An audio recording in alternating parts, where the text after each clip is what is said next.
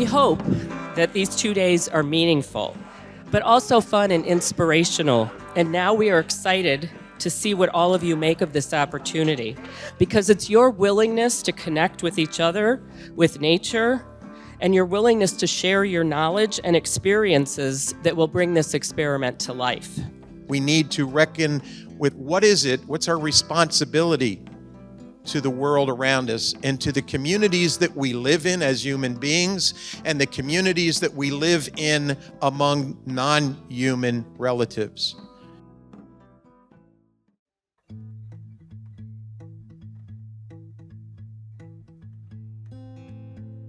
You know, I'm here as part of an organization, as the Community Environmental Legal Defense Fund. But frankly, I'm here because I'm just a human being, and I have experiences with the world around me and with the communities around me that I know that I have to unlearn, probably more than I have to learn. The stuff that I have to unlearn is the stuff that keeps me from knowing what I should just know naturally. And that's what I think we want to experiment with. We're all in it together. We're all equal in the experiment. And so I'm asking if you could find it in your heart to be vulnerable and to be honest and to be bold and actually speak your truth, even if you don't think it's the truth that everybody wants to hear.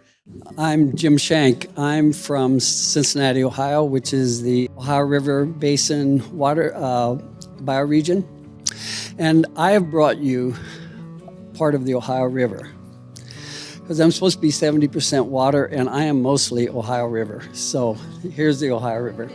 Where I used to ride my horse down these trails deep into a quarry that had natural lakes. It was the old carbon limestone quarry. Where I live is magical in the way that I can see the stars at night every night if I want, if it's not cloudy. I live in nature and I am lucky. I am a first year at Niagara University. I'm from the Bronx originally. Coming to Niagara University and seeing how much nature was just there, just being able to appreciate nature is one of the big things that I think everyone should do. I will say that I am from two places where water is very contentious. So I was born in Grand Rapids, Michigan, but by the time I was a month old, I was in Jamaica. My mom was Jamaican. So I'm often asked, what does it mean to be an indigenous person? Indigenous people are the people. We're not a race of people. You find indigenous people in every continent where people live. We are the people who have the relationship with the natural world. But it is the relationship that is important. How do we form a relationship with the natural world? Especially in this era, where whenever we engage with the natural world, it is going from our vehicles to some other place where then we are sheltered from the natural world. How can we have a good relationship with something that we don't know anything about?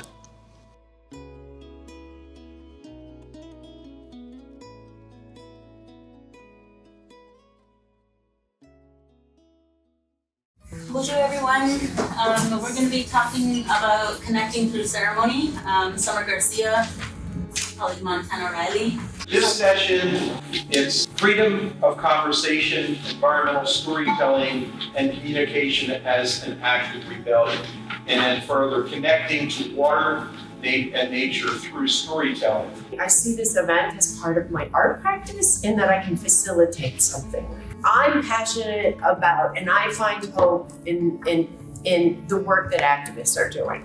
How do we embody a right relationship, or how do we embody a relational experience with the natural world? One thing about water is that because we carry it, you are always in relationship with that water. So are you talking to that water within yourself? How is that relationship that you have with the water within you? I think about building community as a medium like paint. I think of dialogue as paint or clay or sculpture. A lot of the institutions I work in, I'm there, I show up, I leave. It's about the long-term relationships I can create. It might have been plopped there, placed on the earth by an alien god and then forgotten.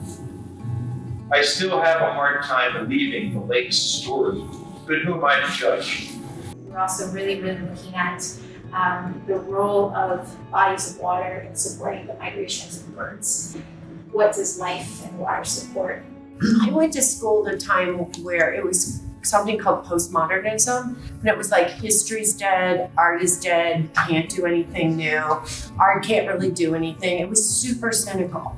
So I just started thinking about, well, what can I do? What can I do as an artist, and how can art be beneficial? What happened to the human beings? Where are they now? I've often asked the lady. Or I'd like to hear the story repeated. So as an institution in the service of artists and audience, our job is to be a conduit between those two groups and bring them in proximity to allow for progress to happen within that exchange and that relationship. Nature throughout the world is considered an object that we exploit, an object that we use. We just treat nature as a resource, and we do not understand that nature is a source of life. Law has to define nature as an object in order for humans to be allowed to exploit nature in such a way that we get to a place where there's this many of us. Until about 10,000 years ago, when the first agricultural societies developed, humans developed cultures recognizing that if you don't treat nature as sacred, humans have such a capacity for destruction that's often where it leads. So what we need is not to have more protected forests. We need to have a new relationship with nature. And that is what we are advocating for. Do not get discouraged if things are not happening as fast as in other places here in the US, because we're in the belly of the beast of capitalism. It's obvious that they're going to try to stop it as much as possible. I mean, I think the reason people stay stuck in the system is just basically fear. Law in one sense is our culture's conflict resolution process.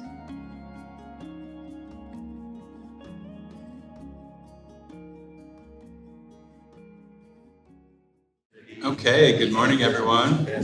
Yesterday was a day of first grounding ourselves in this space and with each other.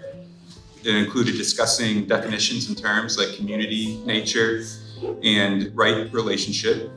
This morning, we will be working on connecting further with nature and also with each other. There's going to be two different experiences. One is going to be outside and one is going to be inside. We're going to go on an odyssey. Reach out and touch things, plants, earth, stones, trees as you go by. But we're going to begin by building an altar to the lake. So we'll start pushing the lake stem however you like. This is purple dead nettle, chickweed, hairy bittercress, all beautiful wild edibles that grow right by the lake.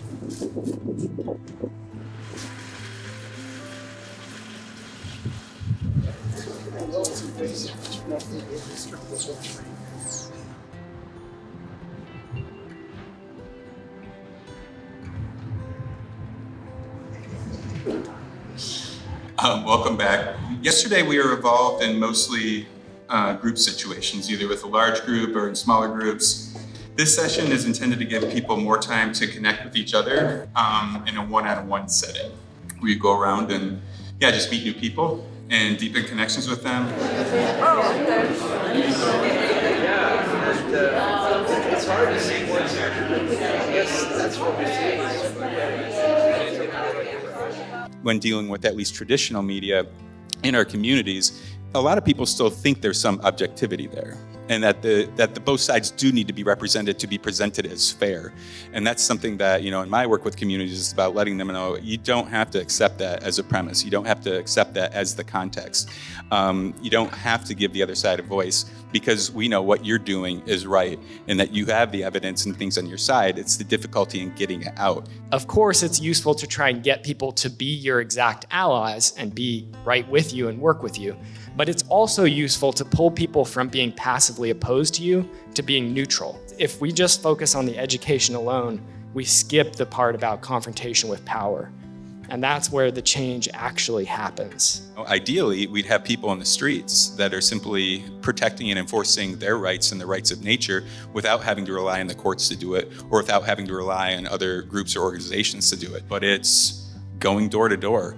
It's sending out postcards. It's getting on the phone with people. The hard work, the long-term work, the work of relationship building. Nobody wants to go knock on their neighbor's door. But that's what has to happen in talking with people. And it works. It just means that there has to be a concerted effort to do that.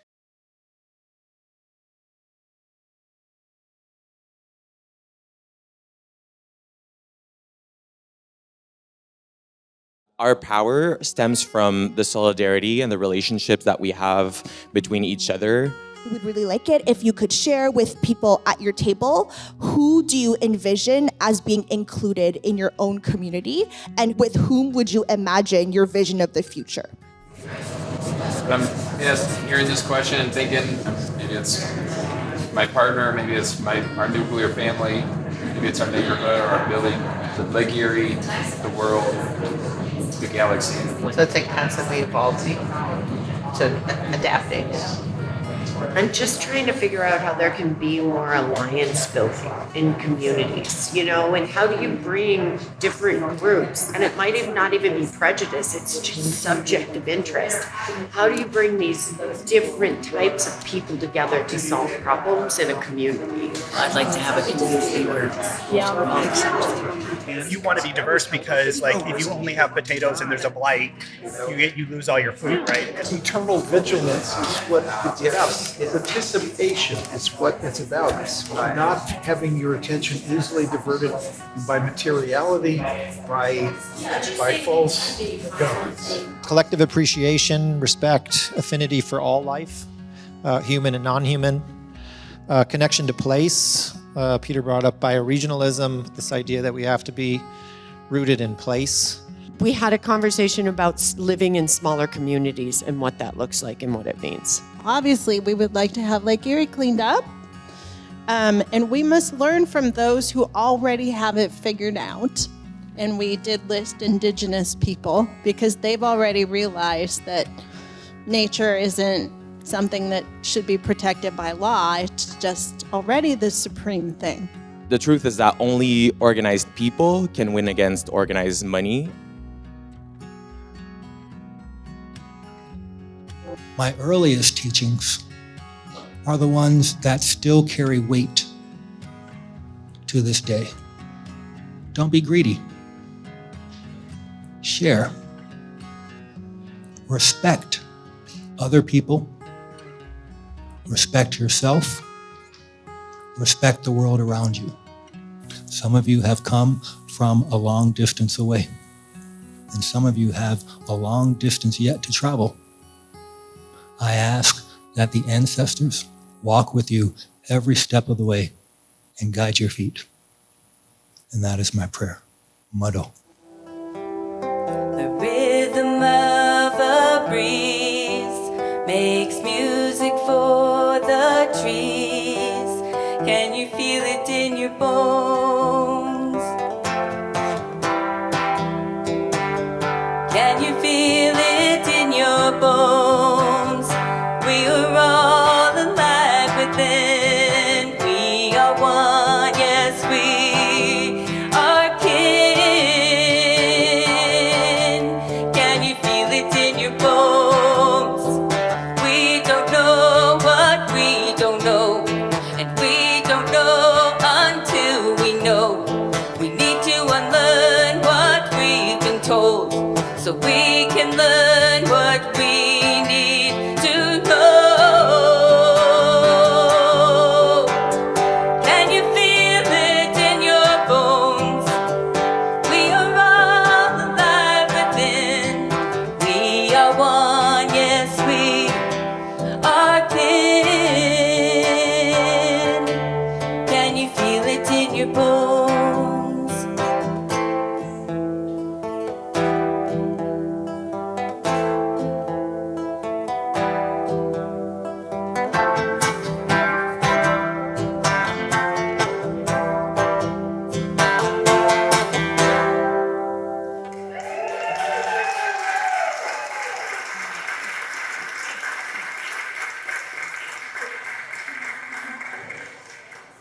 guys sounded lovely. It was very beautiful.